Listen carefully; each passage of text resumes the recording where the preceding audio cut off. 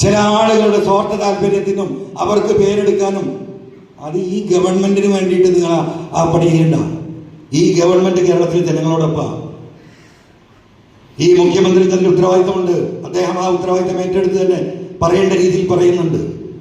പക്ഷെ എന്താ അറിയോ, ചിലവർക്ക് ഇപ്പൊ കേന്ദ്രത്തിന്റെ നിലപാടെന്താ, ഈ ഗവൺമെന്റ് എങ്ങനെയെങ്കിലും ഇല്ലാതാണ്, നശിച്ച് നാരായണക്കല്ലടയണം. അതാണ് സാമ്പത്തികമായി കൊടുക്കുന്നത്. പെൻഷൻ കൊടുക്കാൻ പൈസ ഉണ്ടാവരുത്, ശമ്പളം കൊടുക്കാൻ പൈസ ഉണ്ടാവരുത്, നിങ്ങൾക്ക് എന്തെങ്കിലും റിലീഫ് എല്ലാവരും എതിരാവണം.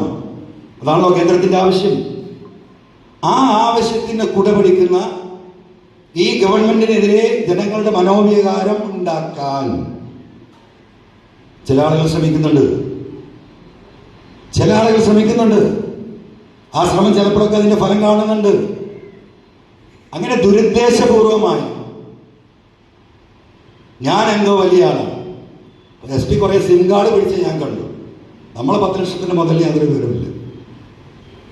കുറെ സിം കാർഡുകൾ അതിന്റെ വീഡിയോസ് ഇങ്ങനെ കണ്ടെടുക്കുക. SP കാണുന്നത് ഞാൻ ടിവിയില്ല. പക്ഷെ അദ്ദേഹത്തിന്റെ ഉത്തരവാദിത്തമല്ലേ, ഞാനൊരു പൊതുപ്രവർത്തകനല്ലേ.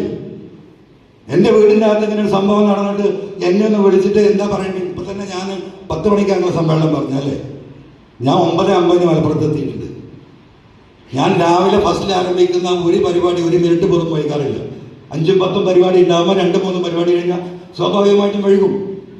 ഇവിടെ വിളിച്ചു പറഞ്ഞാൽ നിങ്ങൾ കുറച്ചേരം കൂടി വെയിറ്റ് ചെയ്യാൻ എത്തിയിട്ടില്ല. ശരിയെന്നാണ്. ഒരു ചായയിലെ രാവിലെ കുടിക്കാൻ പറ്റുള്ളൂ. ഞാൻ 2 ചായ കുടിച്ചു മലപ്പുറത്ത്. പിന്നെ ഞാൻ 10:20 അവിടെ വന്നത്. ഇവിടെ 27 മിനിറ്റ് ഞാൻ കാത്തിരുന്നു. ഒരു കുഴപ്പമില്ല. അദ്ദേഹം തിരക്ക് പിടിച്ച ഓഫീസറാണ്. ആ തിരക്കിന്റെ ഭാഗമായിട്ടാണ് അദ്ദേഹം വരായിരുന്നെങ്കിൽ എനിക്കൊരു പ്രശ്നമില്ല. നമ്മൾ ആരും കാത്തൊക്കെ കയറാം.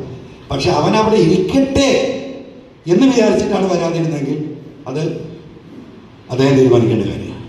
മനസ്സിലായോ? അപ്പൊ ഇതൊന്നും ശരിയായ രീതികളല്ല.